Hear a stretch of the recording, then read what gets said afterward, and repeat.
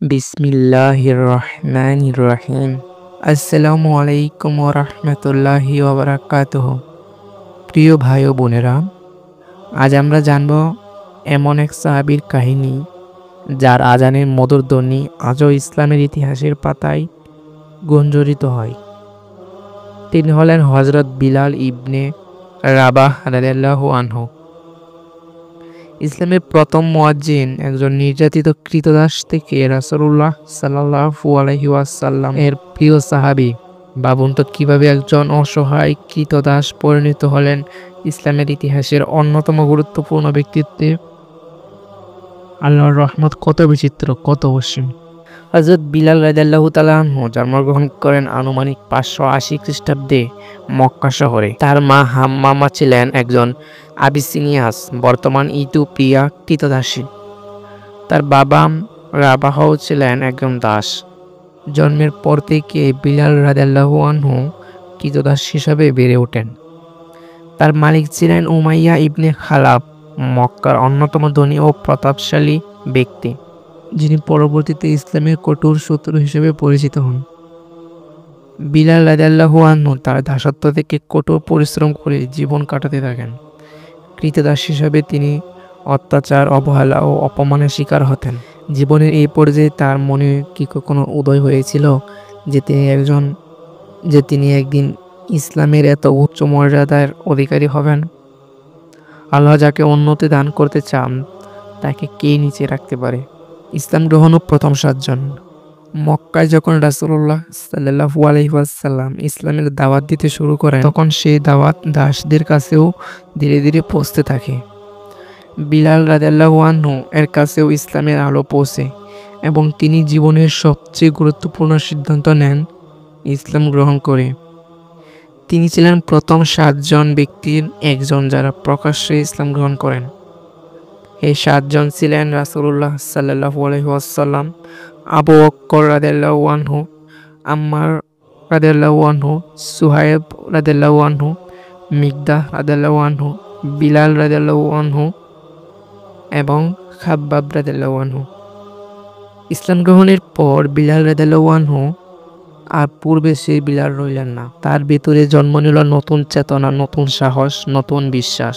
বিলাল রাদিয়াল্লাহু আনহু এর ইসলাম গ্রহণের খবর যখন তার মালিক উমাইয়া ইবনে খালাফের কানে পৌঁছে, তখন সে ক্রোধে জ্বলে ওঠে। একজন ক্রীতদাস কিভাবে তার মালিকের ইচ্ছার বিরুদ্ধে যেতে পারে?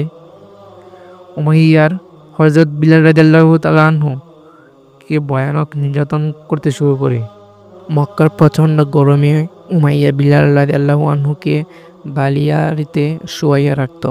তার বক্ষের উপর বিশাল পাথর চাপা দিত এবং বলতো, লাত ও উজ্জাজ নামে শপথ কর, মুহাম্মদকে অস্বীকার কর। কিন্তু বিলাল রাদিয়াল্লাহু আনহু এর মুখে শুধু একটি শব্দই ছিল, আহাদ আহাদ, আল্লাহ এক, আল্লাহ এক।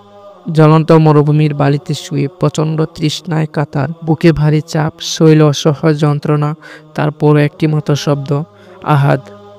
কত গভীর বিশ্বাস, কত অবিচল ঈমান। দিনের পর দিন এই নির্যাতন চলতে থাকে। কখনো বিলাল রাদিয়াল্লাহু আনহু কে লোহার বর্ম পরিয়ে রোদে দাঁড় করিয়ে রাখা হতো, কখনো তপ্ত বালিতে শুয়ে রাখা হতো, কখনো রশি দিয়ে বেঁধে মক্কায় রাস্তায় টেনে নিয়ে যাওয়া হতো।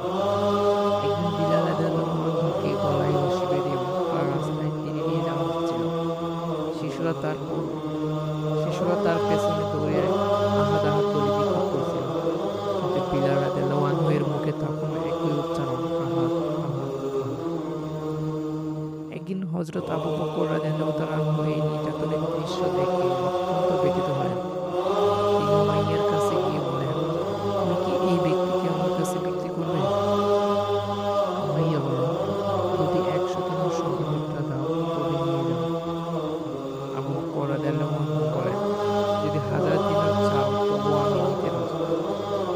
উমাইয়া আশ্চর্য হয়ে বলল, আমি যদি 1000 দিনার দাবি করতাম তবুও তুমি এত বেশি টাকা স্বর্ণমুদ্রা দিয়ে কেন রাজি হতে?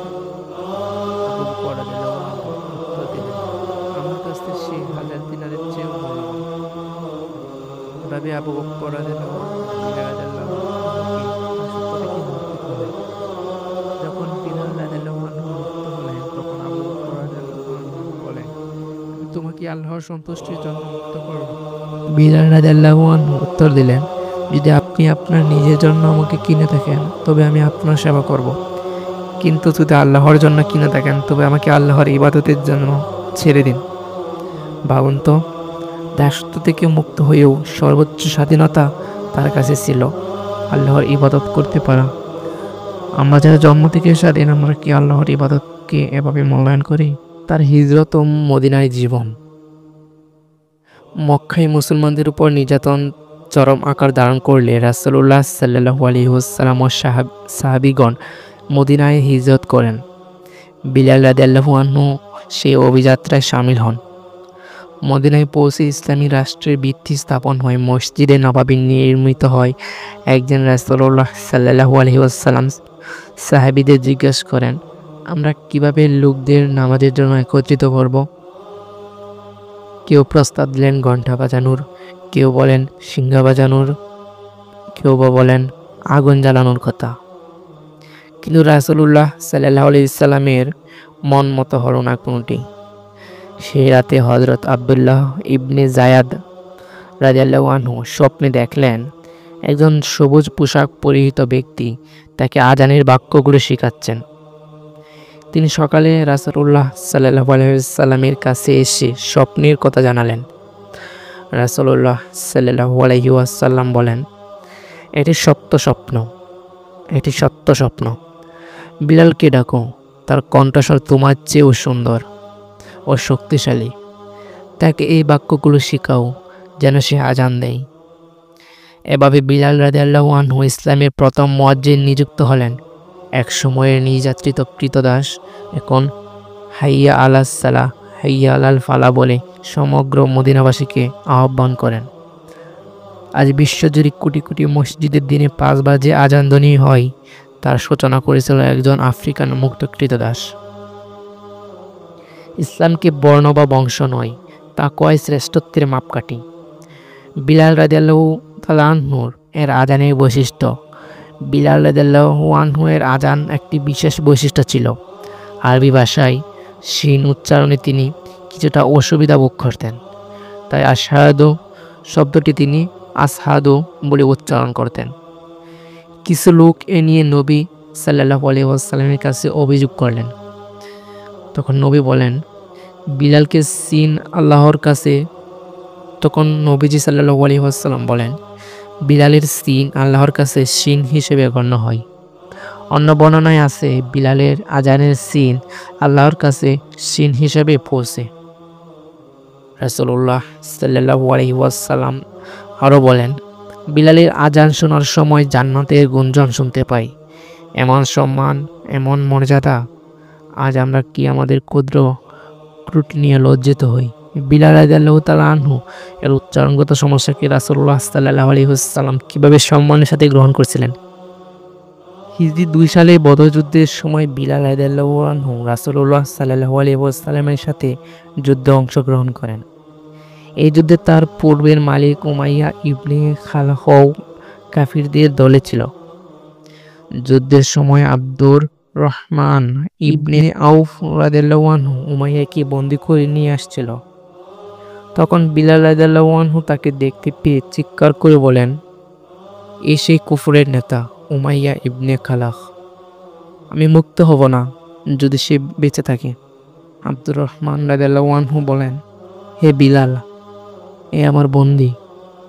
বিলাল রাদিয়াল্লাহু আনহু পুনরায় চিৎকার করে বলেন, হে আনসারগণ, এই কুফরের নেতা উমাইয়া ইবনে খালাফ, আমি মুক্ত হব না যদি সে বেঁচে থাকে। এই আহ্বানে আনসারগণ উমাইয়াকে ঘিরে ফেলে এবং শেষ পর্যন্ত সে নিহত হয়। যে ব্যক্তি একসময় বিলাল রাদিয়াল্লাহু আনহুকে নির্মম নির্যাতন করত, আজ সে ব্যক্তি তার সামনে পরাজিত ও নিহত হলো। আল্লাহর কেমন বিচিত্র লীলা! একদিন বিলাল রাদিয়াল্লাহু আনহু ছিলেন উমাইয়ার দাস, আর আজ দেখুন উমাইয়া নিহত হলো বিলাল রাদিয়াল্লাহু আনহু এর হাতে। দুনিয়ার জীবনে আল্লাহর এরকম বিচার প্রায় দেখা যায়। হিজরি 8 সালে মক্কা বিজয়ের দিন রাসূলুল্লাহ সাল্লাল্লাহু আলাইহি ওয়াসাল্লাম বিলাল রাদিয়াল্লাহু আনহুকে কাবার ছাদে উঠে আজান দেওয়ার নির্দেশ দেন। এই সেই কাবা যার চারপাশে বিলাল রাদিয়াল্লাহু আনহুকে একসময় লাঞ্ছিত ও নির্যাতিত করা হয়েছিল আহাদ বলার অপরাধে। আজ সেই বিলাল রাদিয়াল্লাহু আনহু কাবার ছাদে দাঁড়িয়ে আজান দিচ্ছেন। ইতিহাসের কি অপূর্ব মোড়! আজানের ধ্বনি শুনে মক্কার অনেক মুশরিক বিস্মিত হয়ে জিজ্ঞাসা করছিল, মুহাম্মদ কি সেই কালো কৃতদাসকে এত বড় সম্মান দিলেন? আবু সুফিয়ান, যিনি নতুন ইসলাম গ্রহণ করেছিলেন, বলেন, আলহামদুলিল্লাহ, আমি এখানে নেই, নইলে আমি কিছু বলতাম। হাকিম ইবনে হিজাম ও আত্তাব ইবনে উসাইদ বলেন, আল্লাহ আমাদের পিতা উসাইদকে সম্মান দিয়েছেন যে তিনি আজকের দিন দেখেননি, নইলে এটি তার জন্য অসহনীয় হতো। রাসূলুল্লাহ সাল্লাল্লাহু আলাইহি ওয়াসাল্লাম তাদের এক সময় মন্তব্য শুনে বলেন, হে লোকেরা, তোমরা যাদের সম্পর্কে এসব কথা বলছো তারা আল্লাহর কাছে তোমাদের চেয়ে উত্তম। বিলাল আল্লাহর কাছে তোমাদের সবার চেয়ে প্রিয়। মক্কার সেই পবিত্র নগরীতে যেখানে একসময় তাকে অপমান করা হতো, সেখানে আজ তিনি সবচেয়ে বড় সম্মানের অধিকারী। আল্লাহ যাকে সম্মান দেন, পৃথিবীর কেউ তাকে অপমানিত করতে পারে না। বিদায় হজ ও রাসূলুল্লাহ সাল্লাল্লাহু আলাইহি ওয়াসাল্লামের ইন্তেকাল। বিদায় হজের সময় বিলাল রাদিয়াল্লাহু আনহু রাসূলুল্লাহ সাল্লাল্লাহু আলাইহি ওয়াসাল্লামের সাথে ছিলেন। আরাফাতের ময়দানে, মিনায়, মুজদালিফায়, সর্বত্র তার আজান ধ্বনিত হয়েছিল। কিন্তু 11 হিজরিতে যখন রাসূলুল্লাহ সাল্লাল্লাহু আলাইহি ওয়াসাল্লাম ইন্তিকাল করেন, তখন বিলাল রাদিয়াল্লাহু আনহু এর জীবনে নেমে আসা গভীর বিষাদ। তিনি এতটাই শোকাহত হন যে আর আজান দিতে অস্বীকার করেন। তিনি বলেন, আমি যার জন্য আজান দিতাম তিনি আর নেই, এখন আর কার জন্য আজান দেব? রাসূলুল্লাহ সাল্লাল্লাহু আলাইহি ওয়াসাল্লামের প্রতি কত গভীর ভালোবাসা ও গভীর আত্মিক সম্পর্ক! আমরা কি কখনো রাসূলুল্লাহ সাল্লাল্লাহু আলাইহি ওয়াসাল্লামকে এতটা ভালোবাসি? রাসূলুল্লাহ সাল্লাল্লাহু আলাইহি ওয়াসাল্লামের ইন্তিকালের পর বিলাল রাদিয়াল্লাহু আনহু আর মদিনায় থাকতে চাননি। তিনি হযরত আবু বকর রাদিয়াল্লাহু আনহু এর কাছে সিরিয়ায় জিহাদে যাওয়ার অনুমতি চান। আবু বকর রাদিয়াল্লাহু আনহু বলেন, হে বিলাল, আমি তোমাকে আল্লাহর ওয়াস্তে মুক্ত করেছিলাম, তুমি কি আমার সাথে থাকবে না? বিলাল রাদিয়াল্লাহু আনহু উত্তর দিলেন, যদি আপনি আমাকে নিজের জন্য মুক্ত করে থাকেন তবে আমাকে আটকে রাখুন, কিন্তু যদি আল্লাহর জন্য মুক্ত করে রাখেন তবে আমাকে আল্লাহর পথে যেতে দিন। আবু বকর রাদিয়াল্লাহু আনহু বলেন, যাও আল্লাহর পথে জিহাদ করো। এভাবে বিলাল রাদিয়াল্লাহু আনহু সিরিয়ায় চলে যান এবং মৃত্যু পর্যন্ত সেখানেই থাকেন। আল্লাহর পথে জিহাদ করার এই অদম্য ইচ্ছা, এই অবিচল সংকল্প, আমরা কি আমাদের জীবনকে আল্লাহর জন্য এভাবে উৎসর্গ করতে পারি? হযরত উমর রাদিয়াল্লাহু আনহু যখন খলিফা ছিলেন, তখন একবার তিনি শাম, বর্তমান সিরিয়া নামে পরিচিত, সফরে যান। সেখানে মুসলমানরা তাকে অনুরোধ করেন যেন বিলাল রাদিয়াল্লাহু আনহু একবার আজান দেন। উমর রাদিয়াল্লাহু আনহু বিলাল রাদিয়াল্লাহু আনহুকে আজান দেওয়ার অনুরোধ করেন। শুরুতে তিনি অস্বীকার করেন, কিন্তু পরে রাজি হন। যখন বিলাল রাদিয়াল্লাহু আনহু আল্লাহু আকবার বলে আজান শুরু করেন, তখন উপস্থিত সকলেই কাঁদতে বাধ্য হন। বিশেষ করে যারা রাসূলুল্লাহ সাল্লাল্লাহু আলাইহি ওয়াসাল্লামের সাহাবী ছিলেন, হযরত উমর রাদিয়াল্লাহু আনহু সবচেয়ে বেশি কাঁদছিলেন, কারণ এই আজান তাদেরকে রাসূলুল্লাহ সাল্লাল্লাহু আলাইহি ওয়াসাল্লামের সাথে কাটানো সময়ের কথা স্মরণ করিয়ে দেয়। একটি আজান কত স্মৃতি জাগিয়ে তুলতে পারে, একটি আজান কত আবেগ জাগাতে পারে। বিলাল রাদিয়াল্লাহু আনহু আর